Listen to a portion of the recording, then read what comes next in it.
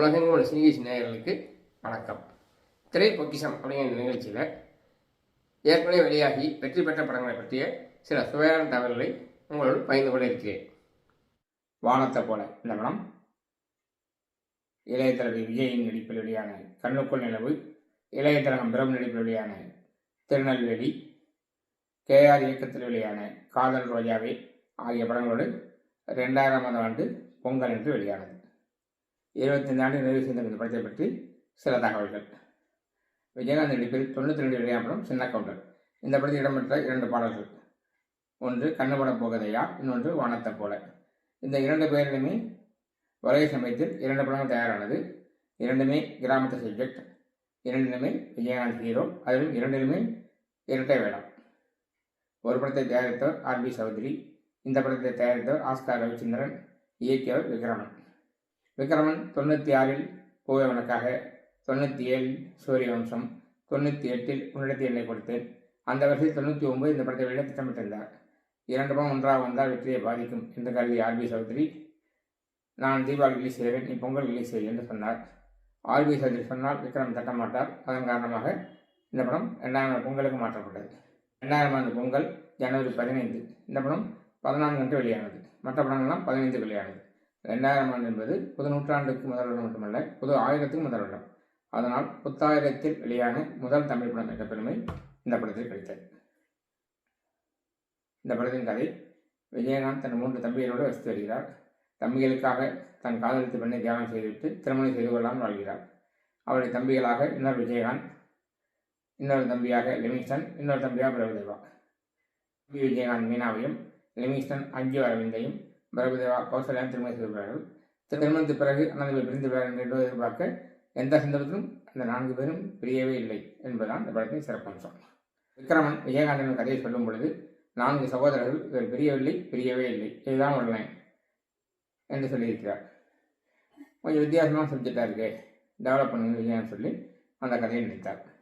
இந்த படத்தின் நடிகர்கள் என்று பார்த்தோம்னா மீனா, அஞ்சு அரவிந்த், கௌசல்யா, வினிதா, லிவிங்ஸ்டன், பிரபுதேவா, ரமேஷ் கண்ணா, செந்தில், ராஜீவ், சபிதா ஆனந்த், தேவன், ஆனந்த்ராஜ், கசான் கான், ஆனந்த், SN லட்சுமி, பாலு ஆனந்த் ஆகியோர் நடித்திருந்தார்கள்.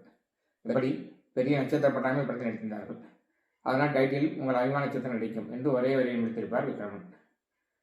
இந்த படத்தில் இசை S.A. ராஜ்குமார். படத்தின் வெற்றிக்கு இவருடைய பாடல்கள் மிகவும் துணை நின்றது. நதியே நயில் நதியே, தாவணியில் என்ன மயக்கிரியே, எங்கள் வீட்டில் எல்லா நாளும் கார்த்திகை போன்ற பாடல்கள்லாம் பட்டி தொட்டியும் ஒழித்த பாடல்கள் என்று சொன்னால் மிக இல்லை. இயக்கியவர் விக்ரமன். ஏற்கனவே சொன்னது போல் தொடர் வெற்றியில் அவர் இருந்த காலம் அது. 3 வெற்றியை தொடர்ந்து 4வது இந்த படத்தையும் வெற்றி படமாக அமைத்தார். அந்த காலகட்டத்தில் விஜயகாந்த் படங்கள் தயாரிப்பின் போது பெரிதாக எதிர்பார்க்கப்பட்டு வெளியாகும் போது 50 நாட்கள் ஓடி ஆவரேஜ் வெற்றியை பெறும். 99ஆம் ஆண்டில் கள்ளழகர், பெரியண்ணா, கண்ணுபட போகதையா ஆகிய படங்களும் அந்த வகையை சேர்ந்தது.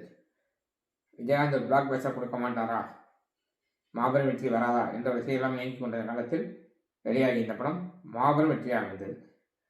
அசாதாரண வெற்றி படம். 200 நாட்களை தாண்டி ஓடி மாபெரும் வசூல் சாதனை செய்த படம் என்ற பெருமை இந்த படத்திற்கு உண்டு. இந்த படத்தின் வெற்றியை தொடர்ந்து டாக்டர் ராஜசேகர் மா அண்ணையா என்ற பெயரில் இந்த படத்தை தெலுங்கு ரீமேக் செய்தார்.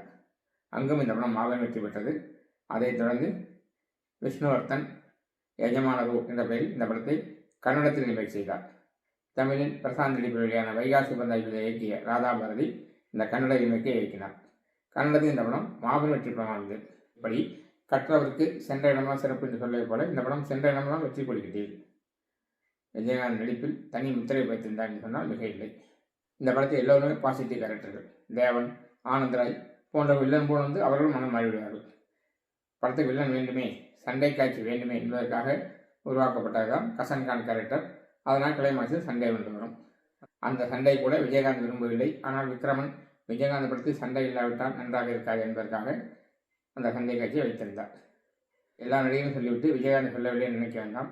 அவர் தான் மொத்த படத்தின் தூண் போல் இருந்தவர். 2 கேரக்டரும் நிறைய வித்தியாசம் காட்டியிருப்பார். தம்பி கேரக்டரில் ஒரு விதமாகவும் அண்ணன் கேரக்டரில் மிக மிக சிறப்பாக நடித்திருப்பார். அந்த கேரக்டராக வாழ்ந்திருப்பார் என்று சொல்லலாம்.